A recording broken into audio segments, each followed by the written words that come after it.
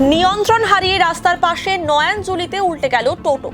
মঙ্গলবার ঘটনাটি ঘটেছে শাহডাঙ্গি হাটপিকে রায় উচ্চ বিদ্যালয়ের সামনে। অল্পের জন্য বড়সড় দুর্ঘটনা থেকে রক্ষা পেলেন টোটো চালক।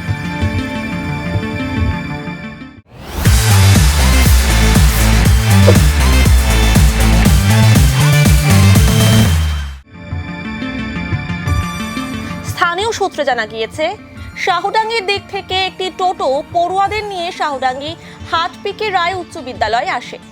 স্কুলের সামনে পড়ুয়াদের নামিয়ে দেন। এরপরে নিয়ন্ত্রণ হারিয়ে রাস্তার পাশে থাকা নয়ানজুলিতে পড়ে যায় টোটোটি। অল্পের জন্য রক্ষা পান টোটো চালক।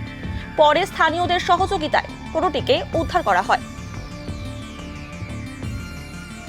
না আমার আসিয়া খালি এখনই দেখিনো টোটোটা পড়ল, এটা এই জন্য হেল্প করি অর্থে দিন। শুনি না তো বলে বাচ্চা ছিল, তা বাচ্চাগুলো টানিয়া বাইর করিছে।